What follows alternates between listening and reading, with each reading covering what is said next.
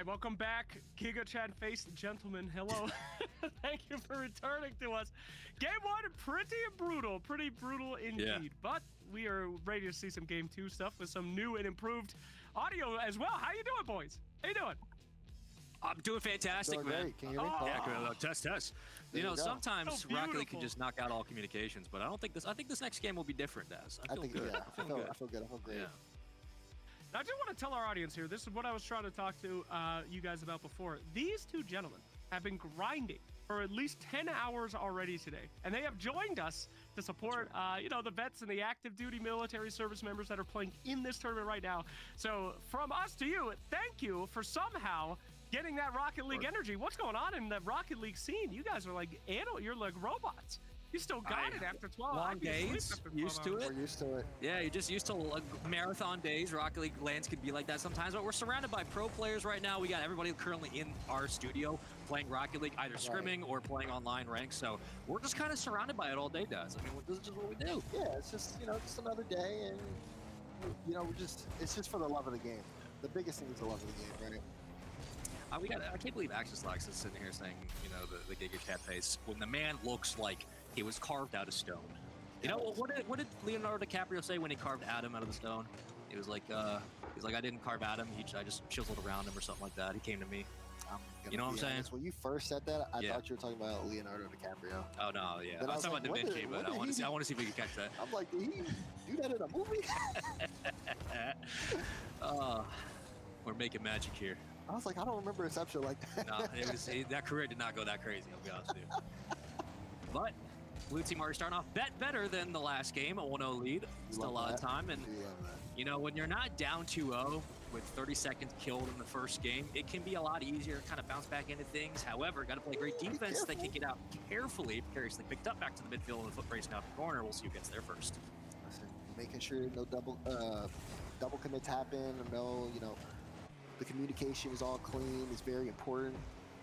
And you see a couple of instances where things could definitely get a little tricky, but so far it's been a close game from both sides. Blue's still trying to get another one, but you can see just how also these guys, compared to our last game, it feel much more closely matched too, Sean. So I think that's why we're seeing such low scoring early on. We are seeing some gaps where, like, even here, like, the counterattack kind of fizzles quickly once the ball gets punched free, but there are clearly moments where these teams are keeping pace, which is important to see for a match that needs to be this close, and we are not down 8-0 already, which is already a great start. So a bit of an anomaly in the last game, but that sneaks through, as I think there should have been a defender in place, whether the demo counted or not doesn't really matter. Off the sidewall into open space, and there we go on the connection. Yeah, great pass there too. It's good to recognize when you and your teammate have space in that midfield and to utilize it. A lot of people would try to, you know, be much more of a selfish player, take the ball up to the back wall and see if they can make a play off the ceiling. But you see what finding your teammates gives you great open opportunities to really just score a banger. Oh, not the ping off the crossbar. We've seen that so many times today, both at the professional level. So if you're new and you're playing Rocket League for the first time, or you're an experienced player, get used to hearing that sound, because it will be in your nightmares for many, many days or months to continue. But look, there are moments here where you start to see one team start to kind of take the pressure and build that momentum. For the other side, for Orange, it does feel like their midfield pressure has been pretty good. They've been able to keep all men up at all times, which basically just means your third man doesn't overcommit. Now the question has to be, how do you play through the ground game? Because right now, you're getting kind of killed in the air, but what do you think they need to do, Daz, outside of these long booming clears? Is it more of just possession? Is it more a boost? Is there something they need to be doing on offense to get things going? Yeah, I mean, when you're in a situation like this, it's like you want to play the ball close, take a touch, and then decide what you're going to do. I think a lot of people just kind of rush it, and then they end up getting these heavy touches on the ball, which knocks it away from them, and then they're not even able to get back to it, and they just have to run back on defense. Just like take your time, get it one touch, and keep it close to you, and then figure out what you want to do, whether you want to take it up to the sidewall or play a 50-50. And then that way, you're not rushed, and you can also communicate with your teammates too to really effectively get down the field, which I think is important. Yeah, and that's how you really are able to kind of win some of these long stretches in these games, just consistently keeping a counterattack down the field. Speaking of, big 50 through the corner, immediately centers it to the front of the net, burns all 12, and guess what? Center net perfectly placed. Sometimes it just pops free like that. Other times the defense is in a bad spot. This time it was the former. Pops free, and the offense able to take advantage. 3-0 with 1:54 to go. Still not out of it, but clearly for Orange, they're going to need something on the board to kind of bring this game back to fruition. They're getting opportunities, you can see it, especially in some of the misses that we've seen. But at the same time, it does look like we're going to see blue team kind of keep this lead unless we see something like drastically different. There could always be a play that kind of changes how that looks, but you have to be really careful to maximize your time in these once the clock gets to a certain point. Yeah, I mean, you're going to start losing some of these 10, 15-second chunks, especially on 50s like this. Into the corner, basically a free ball for the moment, but the longer this stays in the Orange half, the worse and worse it gets for Orange, as now they're looking down the barrel of a 70-second timer. See if they get back to the midfield.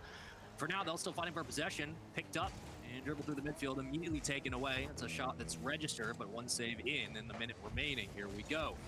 Offensive third, trying to bully his way forward, actually gives it off to his teammate, so it's a double commit that goes nowhere. But again, with a 3-0 lead, you can throw numbers at this, and the house doesn't really have to crumble. They just keep the pressure going, trying to get the defense to bite. It won't happen, but Orange cannot break out. Yeah, at this point, you're going to have to wait until you can get more numbers to commit on offense and then try to go for a counterattack. Looks like we're seeing a little bit of that right now, but it is starting to fizzle out unless they can hold on to this ball.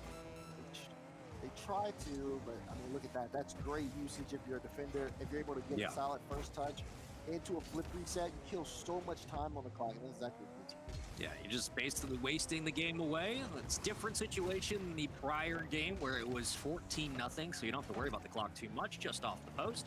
A little bit wide, but guess what? 3-0 is good enough for professional teams, it's good enough for the top amateur players, and it's good enough for our military veterans, as that's going to be a 3-0 lead, and blue team taking the first win of the night. We were a little bit worried after the last game, but do not fear for now, as a 3-0 is good enough and a game 1 win, as that looked mighty fine all the way across the board for the offense. Yeah, there we go. That was more even. That's what I'm talking about. You see, There we you see go. what I'm saying? The different levels, levels of our veterans coming in. I mean, we cannot stop, guys like the Army esports team or all that from joining up. They're just as veteran and military as anybody else. What can you do? But that was a little bit more even. That's what I like to see, my friends. Very good.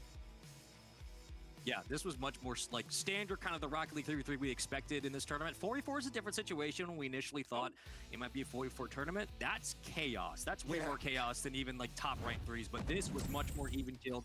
We have a look at some of the replays. This was about controlling a lot of those counterattacks, Daz, and really like the aerial passes. You can critique it all you want at the high level. You can talk about it at the low level, but in these mid games where the pacing is so even, those passes can break down the defense. Oh yeah, any type of team play, especially where these guys are kind of feels like they're all similarly ranked. Team play is always going to stand out. It's always going to give whoever incorporating it more opportunities, and you see exactly what they do when they have those chances, just making the most of them and really setting themselves apart. I'm leaning in to watch the replays, and it's not 14 goals this time. So I'm like, oh, I can sit back. It's only 3. Okay, that's not bad. Gotta stretch out. All right, we gotta see every single goal here. 32 goals incoming. No, not this time, guys. We're all good. As we're getting ready for our next lobby, again, if you guys did sign up, get ready. Check that Discord. Every single member that is in this series for Gamers and Guardians is verified or a friend of someone who is verified with ID Me. So thank you so much, ID Me, for verifying these veterans and getting that Discord so we can get you in the next lobby, which is coming up right quick. Now, gentlemen, as we know you guys are experts in Rocket League, what general advice would you be giving to these, some would say, pseudo-casuals? I'm not trying to flame, but certainly not the pro players you are used to. What are the best ways for you to improve in Rocket League and get better should we feature this game again?